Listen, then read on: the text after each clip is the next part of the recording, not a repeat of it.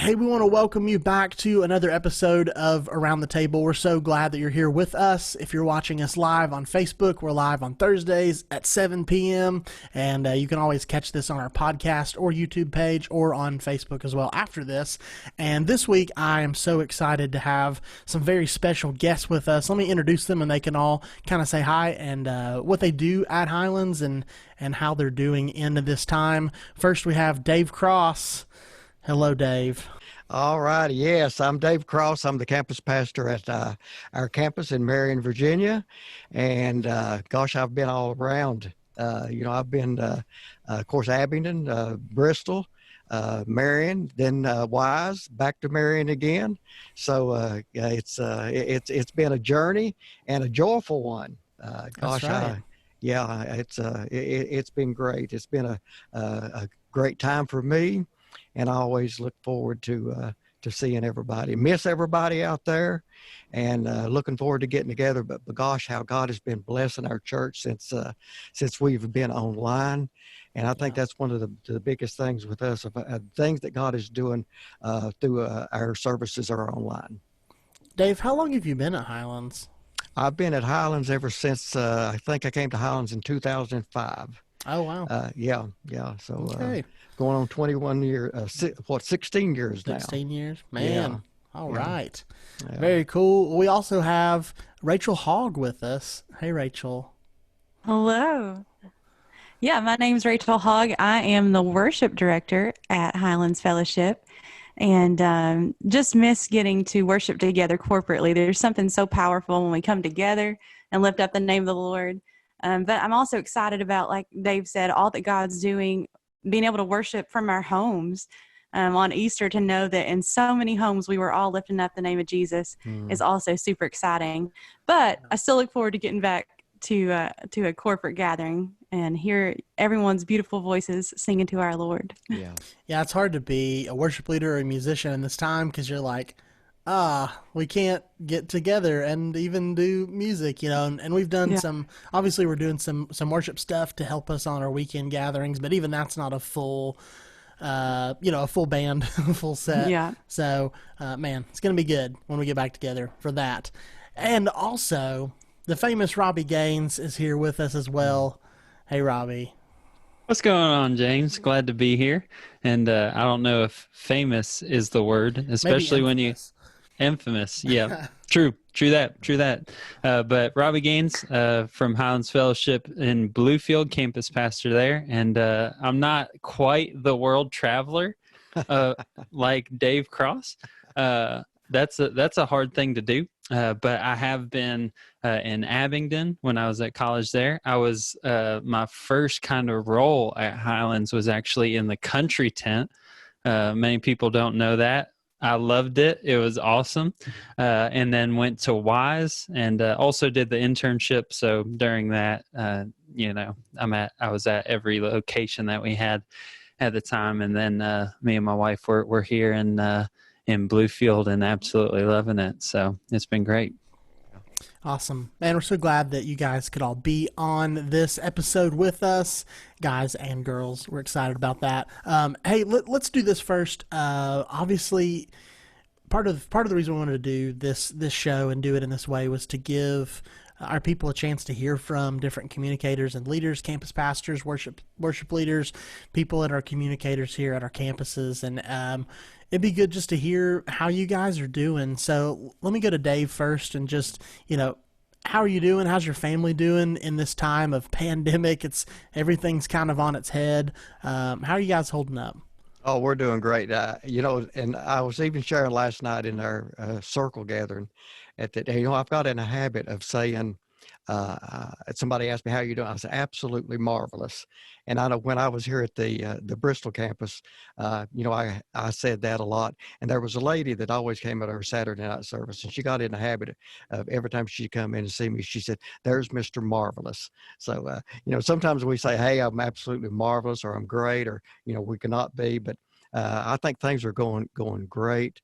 I'm really excited, as we talked to her a minute ago about, what God is doing. And as we're able to worship God from home, it is, of course, I'm looking forward to the day when we can get back together at our own campuses. But being in our own home, it's actually, for me, it's been a time because, as all of us as campus pastors, and any of us that are working in the ministry, we're giving out. And we're helping others, and this is a time that that I've seen that really has helped me, as being able to give me more time to being fed myself. Able to go on, and of course the 9:30 service, watch Mark at NCC, and then our own service at 11 o'clock of our Highlands, and then the time at home of being able to spend more time in God's Word, and then each morning get up and doing our devotions, and even pulling up. I like to pull up on YouTube a lot of worship praises, and I always try to pull up one that has the lyrics to them, so I can go along with them. Of course, I've been told, please don't sing out loud, just kind of listen to it. So but yeah, you're just an active participant, right? Yeah. So it's been a time of refreshing for myself, of having more time ourselves at home. I love that perspective, because you're able to see the opportunity in the midst of this crisis, which is, hey, I get to be at home with my family. I get to dig into some things that I've wanted to. I get to worship by myself, because you can, right? Absolutely. You don't have to just come on Sunday to worship. Like, we hope that you do, and we hope that we're going to see you back physically at some of our campuses here in the weeks and months to come. But man, you don't have to be physically with us to engage in that, and there's an opportunity for that, for sure. Man, that's a great perspective. Rachel, what about you? How's this been for you? Yeah, at first, like all of us, it has been an adjustment to learning to minister from home, work from home mostly. But also, like Dave said, finding those opportunities. What are some creative ways that we can still minister to one another? How can we still meet together virtually or on Zoom and study God's Word together and still pray for each other and worship at our homes? And so that's been a neat thing to be able to see how the Word of God and the gospel is so powerful, whether we're together or whether we're virtual. God makes sure that his word gets out and his gospel gets out, and it's powerful. So that's been really exciting. And also, I think times like these make us realize what we're thankful for that we've taken for granted before. Things like toilet paper, or just being able to get out and go for a drive, all the things that God has so richly blessed each of us with. And during this time, you begin to be thankful for those things that God has given you, and to have more of an eternal mindset and not just look at things of this world. Yeah, I think when you think about the last few weeks, how quickly things can almost descend into chaos, right? Like, it feels like there's this sort of this is going to be like really old school. Maybe Rachel knows. Like, there's this Delirious album called Kingdom of Comfort, which came out like, I don't know, maybe when I was in like high school. Delirious, old school worship stuff. But it said, there's this one line in this song that said, "Save me from this kingdom of comfort, and my unhealthy desire for material things." And it was just like, man, we like instantly, right? It's like, oh, that's not available. I was joking before we got on here, like, I need a webcam and I can't even buy one. Like, I want to spend my money on a webcam and I can't even buy one. We've been thrust into a new sort of world almost immediately.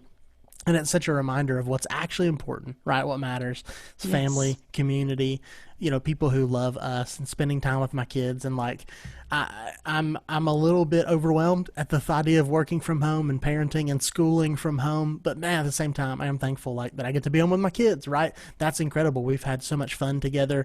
I've started teaching them how to play chess, and we've played a lot of Mario Kart, like, it's been fun, and so, I have the opportunity, right, to see that as an opportunity, like a blessing and something I can invest in, or just like a frustration of like, oh my gosh, please, I wish you could go back to school. So yeah, that's good. That's a great perspective. Robbie, what about you? Yeah, so it's been terrible. I mean, this has been awful. So I always thought of myself as an introvert, simply in the fact of I can give of my time and my energy to people, but at the end of the day, I need to be alone and by myself and all that.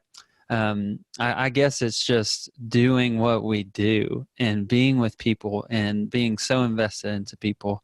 Man, it takes something out of you when you cannot see the smile on people's face and be there and be present with one another. And so much of the caring for people, Dave and I know this because when we do counseling of any kind, it's not really us saying anything. It's just literally being present and allowing people to get that off, right? Mm-hmm. And man, I miss that, and I care so much for the people here at our Bluefield campus, and I just wanna be with them, right? And that's part of the shepherding heart, but in spite of that, and I think this is really important because sometimes life is not great, and we can't have the perspective of Saint Dave, which if rapture's happening, I'm looking to Dave first on who's going up, right? And I just think that in light of the trouble and the just different way that we're living, what are some things that we can do to really make a difference and make ourselves better? One thing that I'm doing, I started doing this yesterday actually, is learning how to sew. So that's pretty cool, right? And then cool. I've got a tomato plant that is growing very healthy. That's been exciting. And a couple other things just working on, but it's neat to have an opportunity to stop and do some of those things. So I appreciate that. Hey, that's good, man. Thank you all for sharing your perspectives. And I like that we're all finding some way to, to grow or to learn something new or to invest in something or to, just be grateful in this time. Obviously, we recognize that there are people experiencing all kinds of things right now, right? And for us, I'm thankful that I still have my job, right? And that I'm still able to work. And honestly, being the online director lately has been really busy. I almost feel like, okay, I feel important. I really do. Thank you. I appreciate it. And also, I could use a break maybe. But, man, we want to keep encouraging one another. It's been great for our staff to gather each week on Zoom and just worship together and share with one another and share what God's doing. And so, man, we'd love to connect with you if you haven't. If there's ever anything that you need, if you're watching this and you're like, man, I need, like Robbie said, I just need somebody to talk to. I need somebody. I don't know that I need counseling as much as I need a friend. Man, we would love to do that. Please reach out to one of us. You can reach out to us personally. You can reach out to us through our Facebook page or through our website. You can connect with us, and we would love to do that, to be there for you in this time. Let's transition into talking a little bit about this past weekend's message. We opened up a new series called Faith in the Fire, walking through the book of James together, and Pastor Allen gave a great kind of overview about the book of James. And man, you guys can just kind of share what are some things that stuck out maybe about that message or just about the book of James as we begin this kind of multi-week series walking through some of those chapters. Yeah, I'll start, and I've got to bring it up. I can't help it. But but the biggest question that we all have is, how do you pronounce the word? Is it maturity or is it maturity? I've had this discussion with Alan Jesse, the Dr. Reverend Alan Jesse, so many times, and I told you, James, I wasn't going to bring it up, but man, you just that's a hot mic, man. It's hard not to. But it's maturity. I'm just putting that out there. But I think everybody can say, man, if you're a maturity person, how about you go and like and share this and that's right, and all that. Selfless plug. We're gonna have to get Alan on a video with you and me and him next week, and we'll have a little chat. Okay. Yeah, I don't know if that can actually be aired though. All right. Well, we can do it privately if we need to. Okay. All right. Awesome. Behind the scenes. But anyway, but that thought of maturity. And so for me, in my personal experience in ministry, I mean, I started as a campus pastor at 21, right? And so from the very beginning of my ministry, I'm not just talking about I started getting paid by the church. I mean, really doing ministry and caring for people and all those things. It was marked by Robbie is young. He's a youngster and all those things, and he'll get there one day, right? And the thing that I always got was he has a lot of potential, and I always wanted it to be more than just potential. And the thing that I found is that I don't need to find somebody else's approval that I'm not young, because I'm young. That, like, I can't get around that, and I can't have experiences that I don't receive and that I don't go through. And really, that's what maturity is. It's going through those things. In the book of James, I love it because he is so matter of fact in so many things. He doesn't allow you to walk around some hard issues, and that takes maturity to recognize that. But that was one thing for me that really stuck out from this message that may not have actually been said in the message, but that's what I was thinking through. That's good. Yeah, it's hard. I started doing, it's kind of similar to you, working in ministry and at churches and ministering to people as a young person. And, you always look at that, it's like, oh, that's cute, and, there's a lot to walk through that about maturity, but there is also opportunity in that to grow and to model that for other people and to be an encouragement for others. And honestly, some of the most encouraging people in my life have been people who are older. People like Senior Dave over here, man, guys that are so encouraging to younger people and really build up those people. And that really is the mark of maturity, right? Is being able to see potential in someone else and letting them take your thing, right? Andy Stanley says this thing, and I love, he says, in a healthy organization, there's always a place for yourself if you replace yourself. And in ministry, man, I think all of us have had an opportunity where it's like, I could hold on to this thing, or I could bring up someone and train them and let them have it. And honestly, Dave would never say this about himself, but I can brag on him. Like, that's what he's done. And he mentioned all these campuses he's been at. It's because he's been somewhere. He's trained someone like Robbie Gaines to be a part of that. They've been able to take that, and he's been able to walk into another step. And so maturity isn't just saying, I know the most about this, so I'm qualified, listen to me. There's a humility really with maturity that says, I'll bring up someone to lead this so I can step into a new season. And man, you look back at healthy organizations and healthy churches that grow, and there's a way forward through this process. And so man, maturity it's not about age. It's not about how qualified you are, but it really is about humility, which is not always easy. It's really not. So that's good. Rachel, what about you? Yeah, I think the message was definitely very convicting this week, all those marks of maturity. And we actually got together with some of the worship team last night to talk through this. And the heart, like James said, the humility, I think it all comes back to our heart, especially the part about our words, what we say to others. I think our words reveal our heart. In Matthew, Jesus says, for out of the abundance of the heart, the mouth speaks.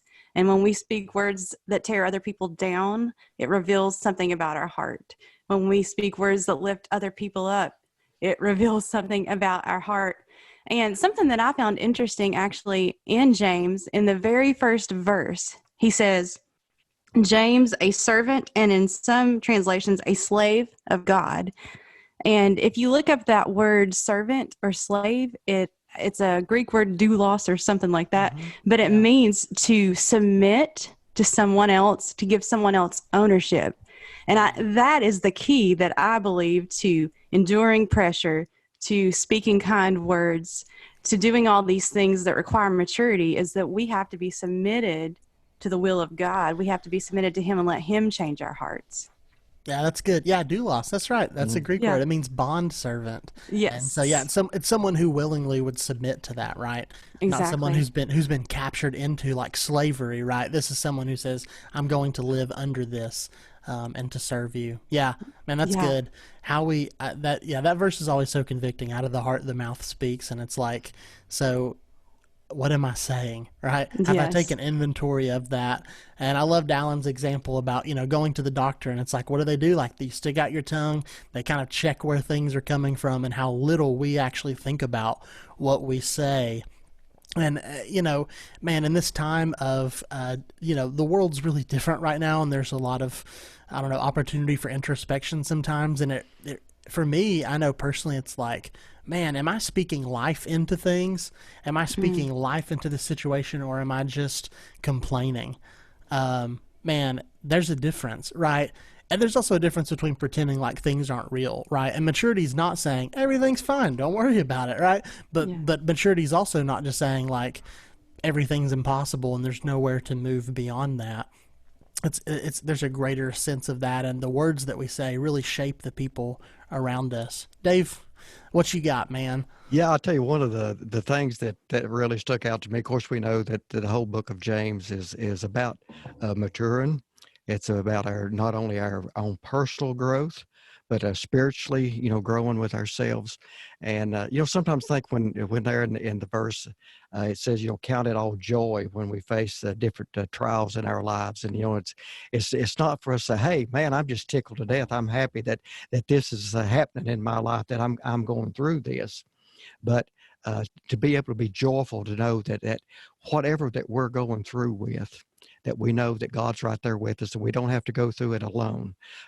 Sometimes we face things in our lives and we say, well, God, where are you during this time? I think last week, one of the questions was, well, where is God during this? But when we go through different things in our own life, sometimes we say, God, where are you? Why are you? But to be joyful to know that we don't go through any of it alone, that we know. And, when we go through something like that, to be joyful to know that God is working in our lives, that He is growing us, that He's using this to make us a better person, not only personally, but as a servant of God, of being able to use whatever we're going through with. Because sometimes, I look at my life and just like, Robbie, you talked earlier about, it's counseling stuff, that when we sit down with someone, that we know that if we went through it ourselves, we say, sometimes, they'll say in here, like, well, been there, done that. We can be able to share of how God has used this instance in our life to help us to grow us closer to Him, and to be able to help to use us to be able to minister to others. And so we can say, God, thank you for what I have went through with, that I'm able to use what you have done in my life to be able to help someone else. That's good.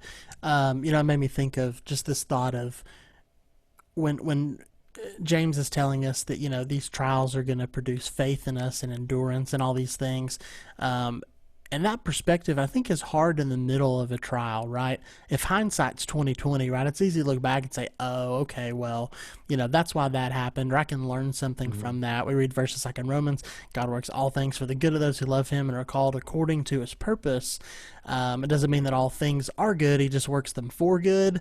But James is, I think, an interesting thing here. It's always weird talking about the book of James because that's my name, right? But so every time somebody's like James says, I'm like, wait, what did I say?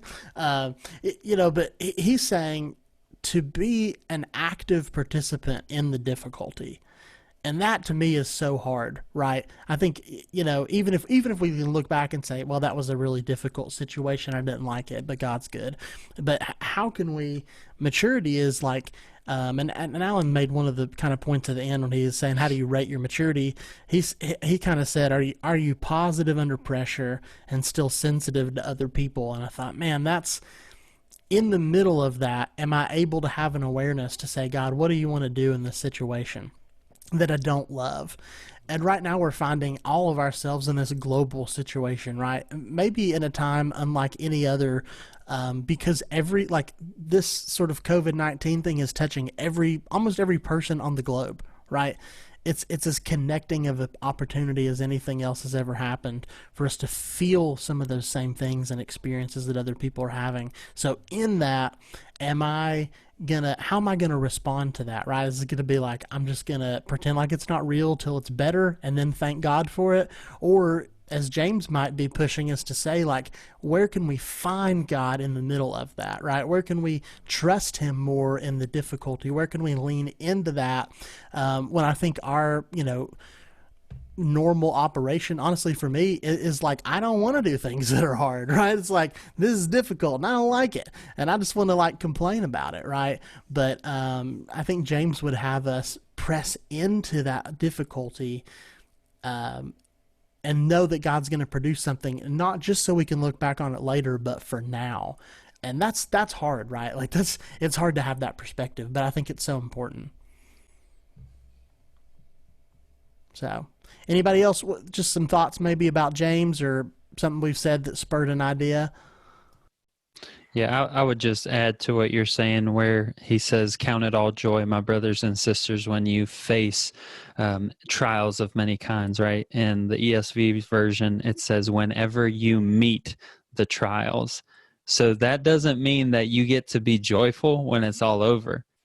It's when you meet it, when it's not fun, when it's knocked you off your socks because it came out of nowhere. When you meet it, that's when you count it all joy. And that is hard. That is hard to accept, and it's hard to actually live out. But there's so much that comes from it. It comes with a different perspective, a different understanding of the whole issue. But it's more about who you are and who God's called you to be, and I think that's really powerful. Yeah.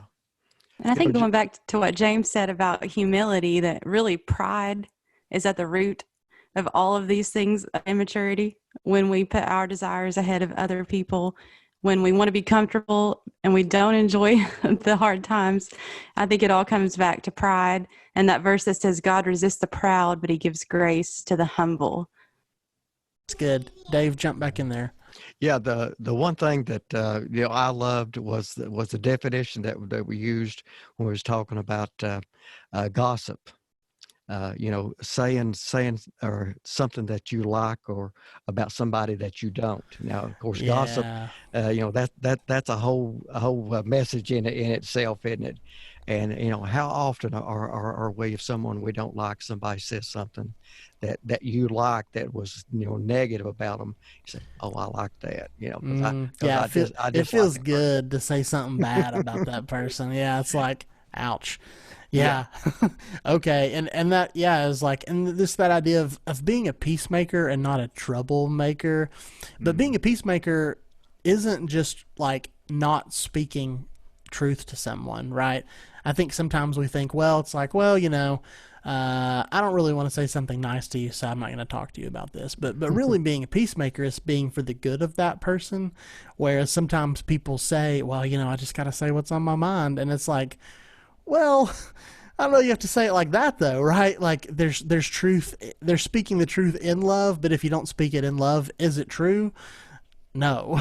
And that's that difficult line to walk between, I think a lot of us maybe find ourselves in that place of, I don't want to gossip about this person, but also I should step in and encourage them or offer something, right? I see, the Bible talks about that, right? If you see a speck in your brother's eye, if you see, maybe you should remove the log in your eye first, but you should help them, right? But it really comes back to the heart, right? What's our motivation for doing that? Is it to be like, hey, I need to tell you something because actually I'm better than you, and this will, I'm going to get more chips in my bank because of this, or is it out of love, right? And some of that comes in how we do that. Maybe not on the internet, right? Like maybe don't do that on Facebook. Maybe you do that privately, right? There's like some tactfulness and maturity that can be difficult to do. Let's jump into a couple questions here before we kind of run out of time. This has been awesome. I've got two that I want to hit on. we'll do kind of a light one first, and then we'll hit this other one. So again, if you want to submit a question, I'll just plug this really quick. You can go to hf.church/questions, or you can just text the word questions. Texting's so easy. Everybody knows how to do it. 276-451-2621. You can text that. It'll send you a link, and you can submit a question. We'd love for you to do that, and you might get on the show. So that's Dave Cross's personal phone number, isn't it? Yep, sure can. Text Dave.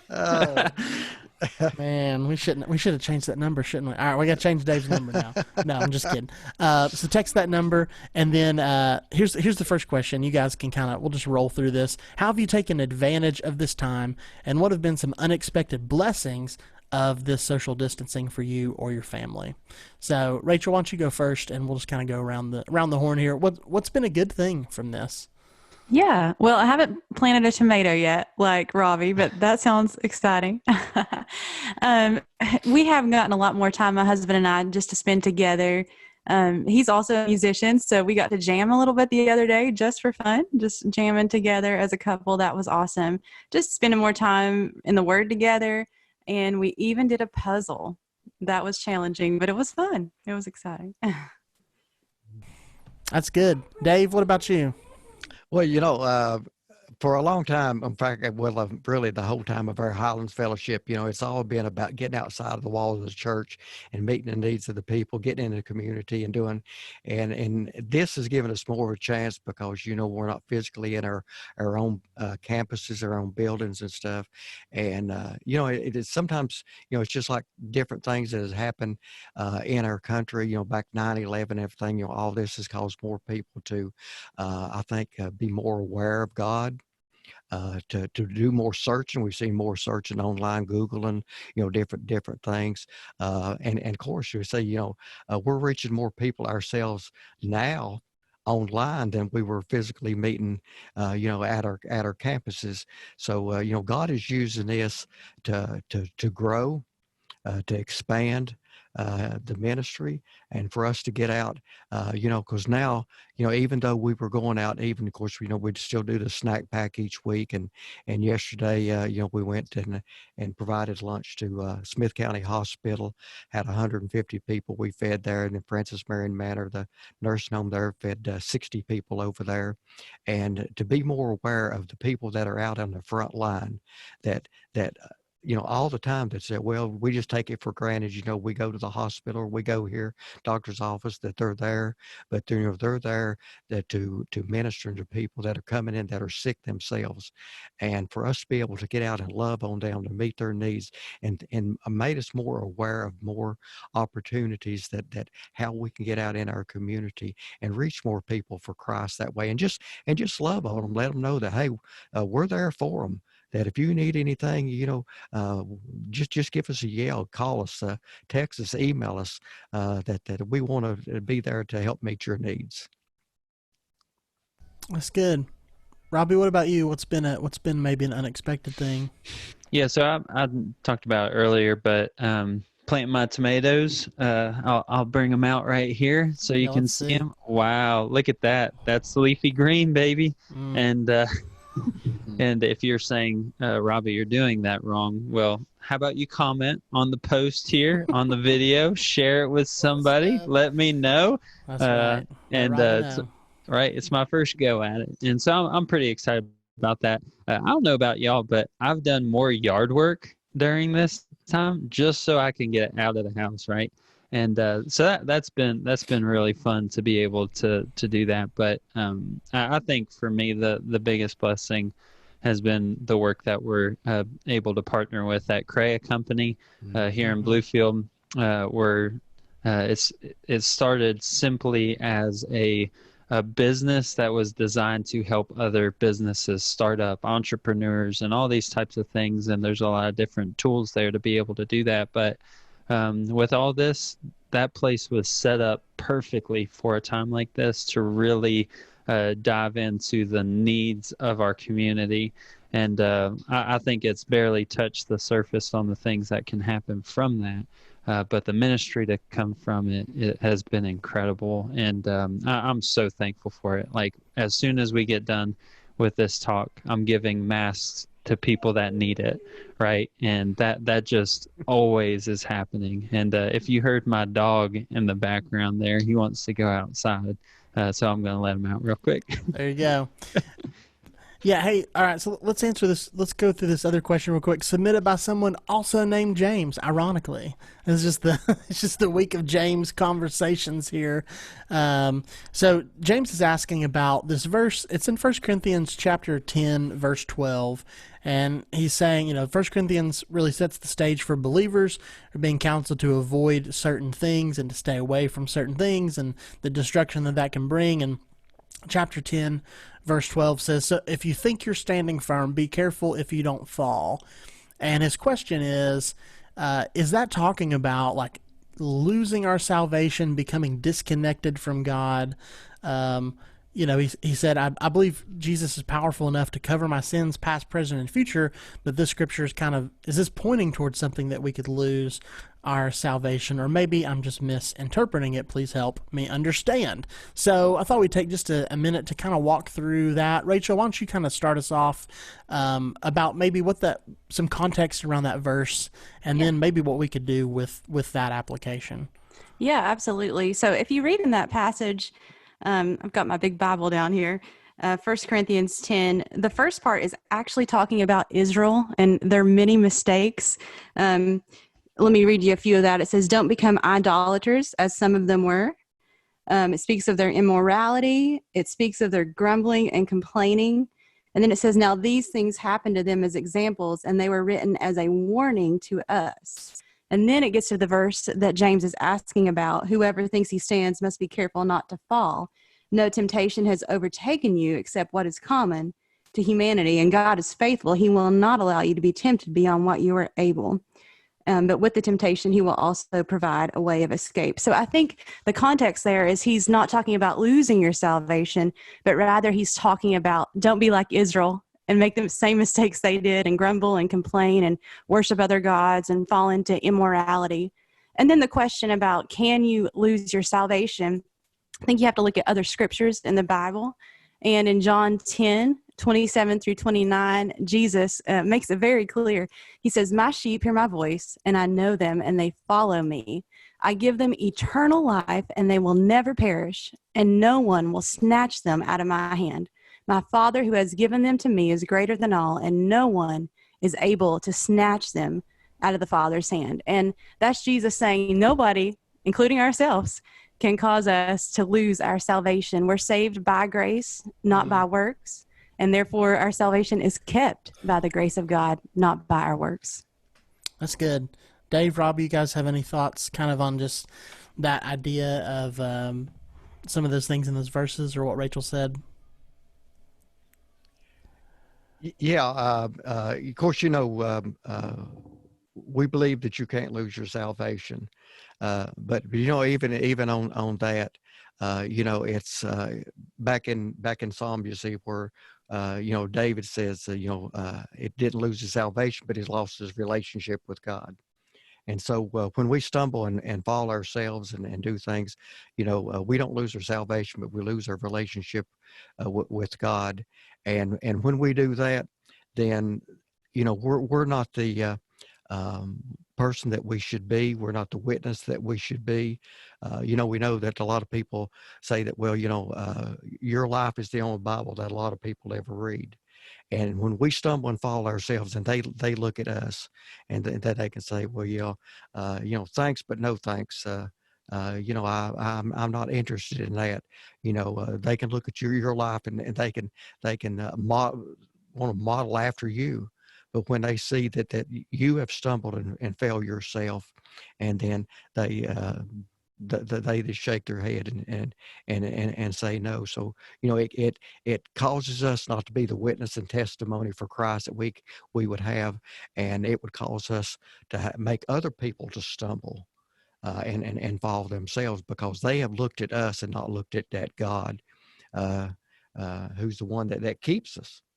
It's through Jesus Christ that we are kept through So no, we can't lose it. It can't be taken away. And we want to be the witness. We want to be the Bible that people read when they look at our life and say, hey, that's the kind of person that I want to be like. Even Paul himself says, imitate me as I imitate Jesus. Mm-hmm. And it's not saying, hey, look at me, I'm perfect, be like me. But no, when you look at our own lives and say, hey, I see Jesus in that person, and I want to be like that person because that person is like Jesus. Yeah, that's good. Robbie, I'll come to you here in a second too. It just made me think about this idea that so much, when we're reading the Bible, there are things that we can do. There are things that God does in and through us. And, I think you explained it really well, which is, man, we want to live a life in front of other people that points people to Jesus, but ultimately, like, we're not Jesus. And then Rachel, I loved what you said, which is, man, if we're not the ones who gave ourselves salvation, then we can't lose it, right? If I gave it to me, I can lose it, but if I didn't lose it, then I can't get rid of it myself either. It's something that God gave us. So I think both those are great. Robbie, any thoughts? Yeah, I was just going to say that verse of 1 Corinthians 10:12, what I think of is the comfortability that we have. And we put our comfort in what we end up doing is we put our faith into the things that we have around us. And we all understand this at the moment because the things that once made us comfortable are no longer as easy to obtain, or they feel like we are going to lose them, or they are gone already, right? And so why the question that I would have is, why would God either do that or allow that? And that's a big question in itself. But really looking at this, why would God not want to protect us from putting our faith into things that are fleeting? So if he allows it to happen, it's because those things are going to take us out in the end anyway. It's sinking sand. It's bringing us down. It's a faulty bridge. So God is going to allow those things to deteriorate so that we know who is in control of all this, who is the one that we put our faith in our foundation on. And so when I think of, if you think you are standing strong on the comfortability that you have built your life around, be careful not to fall. That's the thought that came to mind for me, and that's hard. And you have to it takes times like these to recognize it even more, what you put your faith in.